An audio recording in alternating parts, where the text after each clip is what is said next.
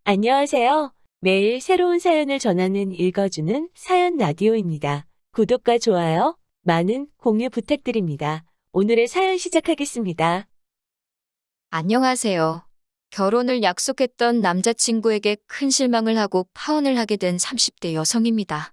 이런 남자 때문에 버린 제 지난 시간을 생각하면 속이 상하다 못해 쓰려서 입에서 단내가 날 지경이에요. 남자친구라고 부르고 싶지도 않지만 마땅한 호칭이 떠오르지 않아 일단은 편의상 남자친구라고 할게요.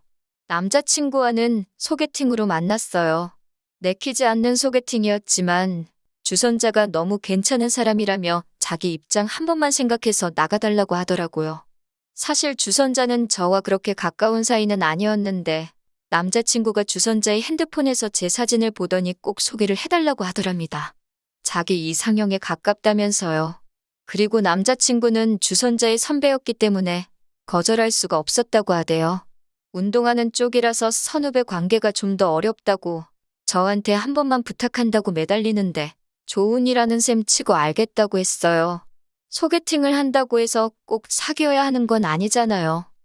그렇게 만나게 된 남자친구는 키도 크고 체격도 좋고 솔직히 제가 여자치고도 작고 왜소한 편이라서 뭐랄까 저하고 반대인 이성에게 끌리거든요. 그래서 처음 남자친구에 대한 인상이 나쁘지 않았어요. 남자친구야 뭐 이미 저한테 호감을 갖고 나온 자리라서 그런지 제 기분을 맞춰주려고 노력하는 게 눈에 보였고요. 이후로도 남자친구가 워낙 적극적으로 다가왔고 그래서 소개받은 지 2달이 채 되지 않아 연인 사이가 되었습니다. 여담이지만 제 덕에 자기가 기가 산다며 주선자가 너무 고맙다고 밥을 다 사주더라고요. 그렇게 남자친구와 연애를 시작했는데 생각지도 못한 남자친구의 면을 보게 되었으니 그건 바로 남자친구의 주사였습니다. 저도 대학교 다니고 사회생활하면서 주변인들로부터 여러 가지 다양한 주사를 많이 봐왔지만 남자친구의 주사는 제가 여지껏 본 것과는 좀 다르더라고요. 그건 바로 깨물고 꼬집기였어요.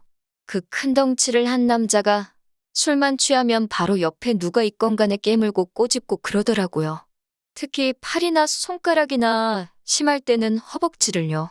그것도 가볍게 물었다 놓는 게 아니라 정말 입자국이 남을 정도로 멍이 들 정도로 깨뭅니다. 아무리 사랑하는 사이라도 그런 주사를 누가 좋다고 하겠어요? 더군다나 저 같은 경우 취해도 주사라고 해봤자 어디 구석에 가서 잠이나 자는 게 전부였지 절대로 남에게 해는 끼치지 않거든요. 아무튼 그래서 남자친구와는 연애 초반에 몇 번 술을 마시긴 했지만 이후로는 아예 술자리를 피했습니다. 고치라고 몇 번이나 말했지만 노력해도 안 된다고 하고 그리고 솔직히 술 취한 사람이 노력을 어떻게 하겠어요? 그냥 같이 술 안 먹고 술자리에도 못 가게 하고 그런 식이었지요. 그러다 작년 어버이날이었어요. 저는 본가에서 살고 있었지만 남자친구는 서울에서 자취를 하고 있었거든요. 서울에 있는 대학에 합격한 데다가 학과 특성상 학교에 오래 붙어 있어야 하던 탓에 자취를 시작했다고요. 그리고 그렇게 독립해서 살던 사람이 대학교 졸업을 했다고 다시 본가로 들어가는 게 쉬울 리가 없었지요. 어차피 직장도 서울에서 잡아야겠다 싶어서 그렇게 서울에 자리를 잡게 되었답니다. 참고로 지금은 생뚱맞게 인테리어 회사에서 일을 하고 있어요. 한편 보통은 어머님께서 남자친구 집에 종종 오셔가지고 반찬도 두고 가시고 청소도 하고 가시고 그러더군요. 지나가는 말처럼 남자친구가 저더러 어머님 오시는 날 맞춰서 자기 집에 오라고 그래서 얼굴도 투구하면 좋겠지 않냐고 하는데 몇 번을 거절했네요. 솔직히 결혼 이야기가 나오기 전까지는 남자친구 집에 가고 싶지 않았거든요. 친구 이야기라 제가 이렇게 말하긴 뭐한데 제 친구 중 하나는 자기가 무슨 우렁각시라도 된다고 생각을 하는 건지 남자친구가 출근하고 없는 집에 가서 쓸고 닦고 아주 그냥 정성도 그런 정성이 없더라고요. 아니, 말이 좋아 정성이지. 고생도 사서 한다 싶었지요. 뭐, 제가 나설 자리는 아니라서 적당히 하라고 한마디 하고 말았지만요. 그러다 작년 봄 처음 결혼 이야기가 나왔습니다. 그리고는 얼마 지나지 않아 어버이날이 다가오니 남자친구가 이번엔 같이 인사드리러 가자고 하더라고요. 프로포즈까지 승낙한 마당에 안 간다고 하는 것도 좀 말이 안 되는 것 같아서 그래서 내려갔어요. 서울에서 차로 2시간쯤 거리더라고요. 제가 원래 참을미가 심하기도 하고 긴장도 돼서 그런지 가는 내내 속이 좋질 않았습니다. 그렇게 도착한 남자친구의 집은 평범한 가정집이었어요. 남자친구가 이제 보니 아버님을 꼭 빼다 닮았구나 싶을 만큼 아버님도 체격이 좋으시더라고요. 어머님은 아들이라면 껌뻑 넘어가는 분이셨고요. 남자친구 집 근처 맛집에서 회를 사서 갔는데 아버님이 이 좋은 날 술이 빠질 수 있겠냐며 어디선가 소주 몇 병을 가지고 나오셨습니다. 저는 속이 좋질 않아서 술은 마시고 싶지 않았는데 어른이 주시는 잔이라 거절하기가 어려웠네요. 반면에 남자친구는 자기 부모님이라 그런지 거침없이 들이키더라고요. 그러더니 그 주사가 어디 가나요? 옆에 앉아있는 저를 깨물고 꼬집고 난리가 났습니다. 그런데 어머님도 아버님도 말리기는커녕 괴로워하는 제 반응을 재밌어 하시더라고요. 어이가 없어서 저도 술도 꽤나 취했겠다. 에라 모르겠다. 너도 당해보라는 생각으로 남자친구가 저에게 한 것처럼 남자친구 팔을 꽉 깨물었습니다. 그랬더니 남자친구가 악소리를 질렀고 그제서야 어머님께서 저더러 그래도 그렇지. 그렇게 사람을 세게 깨물면 어떡하냐고 신경질적으로 한마디 하시더라고요. 제 팔이 무슨 개뼈다귀 마냥 남자친구한테 물리고 있을 때는 귀엽다 웃기다 하시던 분이 너무 짜증이 나서 이번엔 식탁 밑으로 남자친구 발을 꾹 밟았어요. 그러자 남자친구도 취기가 올라서 그런지 그걸 참지를 않고는 저한테 야하고 소리를 지르더라고요. 그래서 왜 하고 저도 받아쳤습니다. 그리고는 어머님 아버님께 저는 속이 너무 안 좋아서 좀 쉬어야겠다 하곤 남자친구가 본가에서 지낼 때 쓴다는 방에 들어가서 자버렸어요. 솔직히 지금 생각해보면 저도 제가 무슨 정신으로 그랬는지 잘 모르겠습니다. 그렇게 몇 시간이나 잤을까요?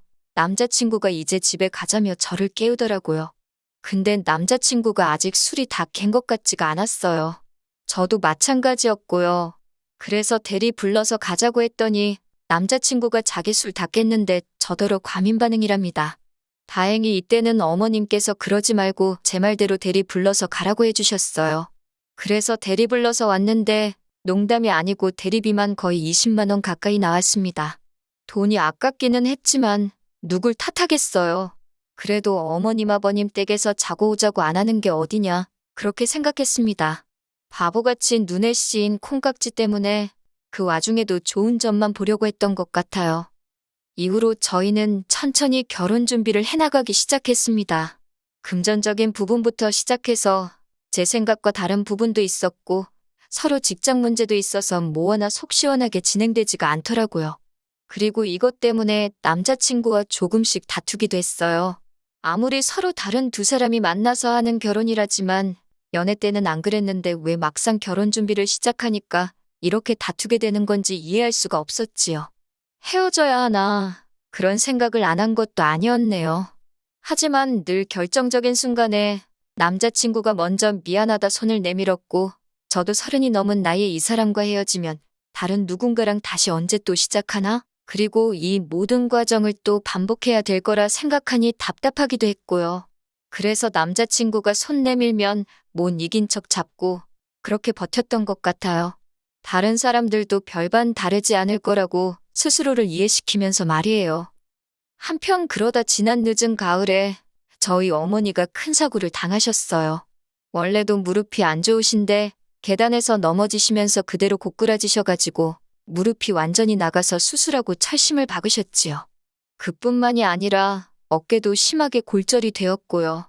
병원에도 꽤 오래 입원해 계셨습니다. 그런데 남자친구가 한 번도 얼굴을 안 비추더라고요. 저는 내심 자진해서 남자친구가 먼저 언제 뵈러 가도 될 거냐, 건강은 좀 어떠시냐 하고 물어봐 주길 바랬는데 하다못해 틀에 박힌 안부 인사는 고사하고 저희 어머니가 입원을 하신 바람에 결혼 준비가 좀 늦어지는 것 같다고 서운해하더라고요. 그런 사람한테 병문안 이야기를 하기가 어찌나 구차하게 느껴지던지.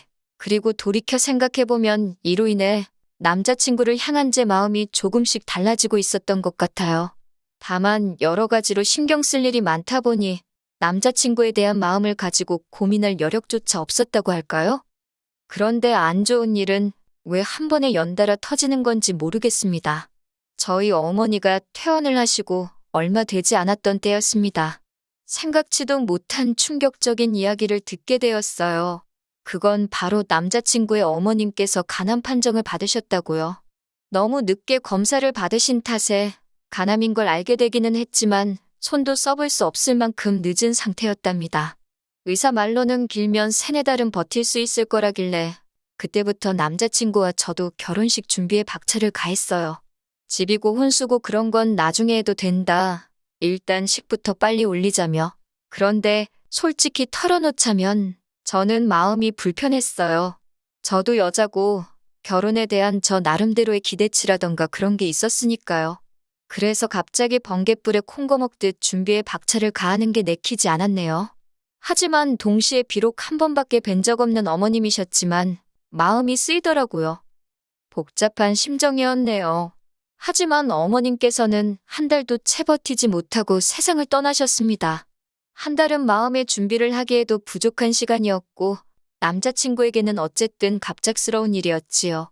그렇게 어머님 장례식장에 저는 당연히 갔습니다. 회사에 휴가를 냈고 그렇게 3일 내내 남자친구 옆을 지키며 조문객을 맞았어요. 비록 결혼은 하지 않았지만 그게 마땅히 제 할 도리라고 생각했습니다.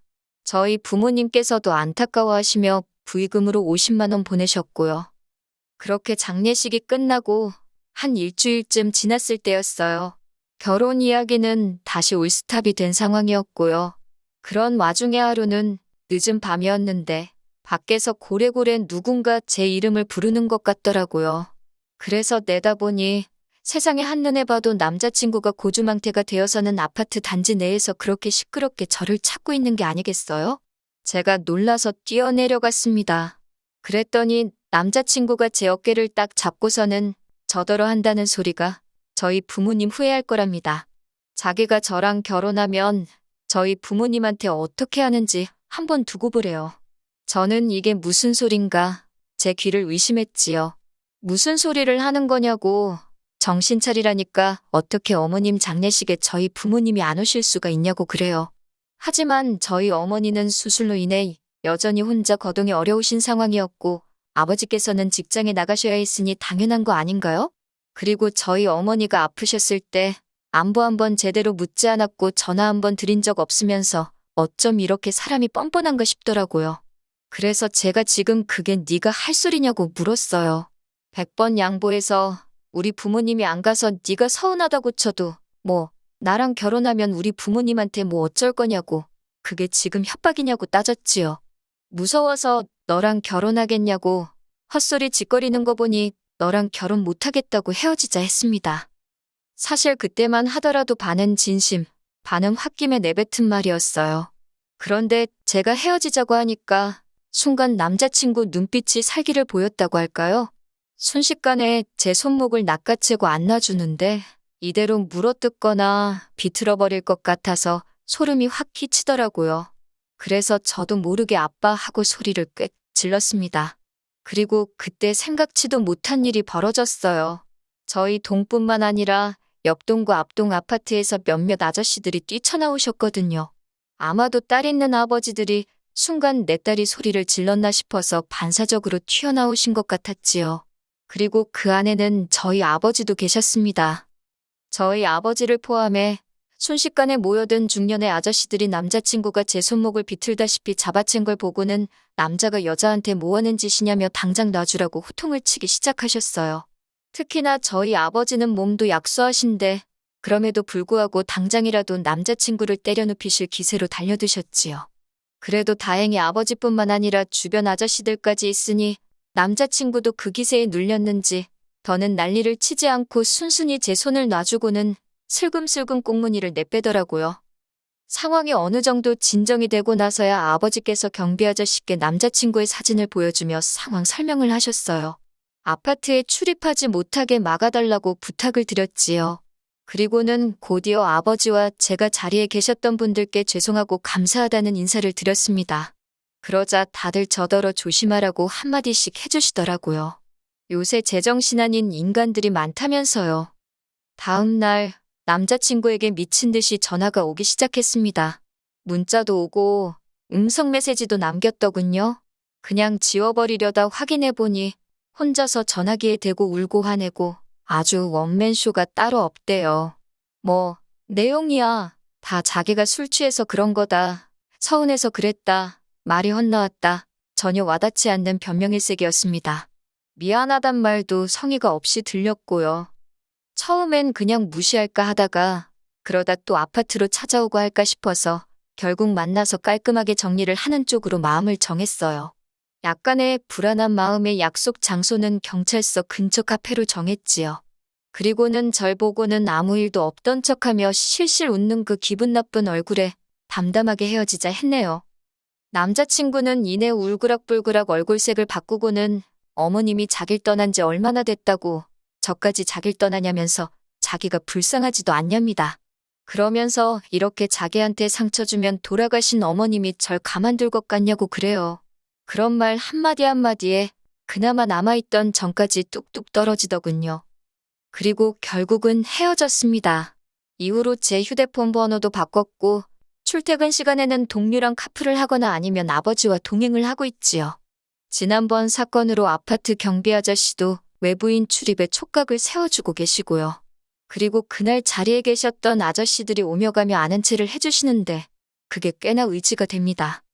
솔직히 말하자면 힘든 시간도 있었지만 좋았던 기억도 많았기에 이별을 했다고 해서 후련하기만 한 건 아니더군요. 하지만 마지막에 보여준 그의 못난 모습, 불쾌한 행동, 악의가 가득한 표정들이 금세 그 좋았던 기억도 잊게 해줄 것 같아요. 단지 시간이 좀 걸리겠지만요. 아, 그리고 이건 여담이지만 저희 소개팅을 주선해줬던 사람한테 연락이 왔는데 아무리 그래도 그렇지 부모님 돌아가신 사람한테 헤어지자고 하는 여자가 어딨냐고 저더러 의외로 못된 구석이 있다네요. 어이가 없어서 그렇게 불쌍하면 네가 걷어주라고 쏘아붙이고는 그 주선자란 작자하고도 손절했습니다. 끼리끼리라는 말 잊지 말아야겠어요. 긴 이야기 들어주셔서 감사합니다. 오늘의 사연은 여기까지입니다. 구독과 좋아요, 알람 설정해주시면 앞으로 더 좋은 사연으로 찾아오겠습니다. 감사합니다.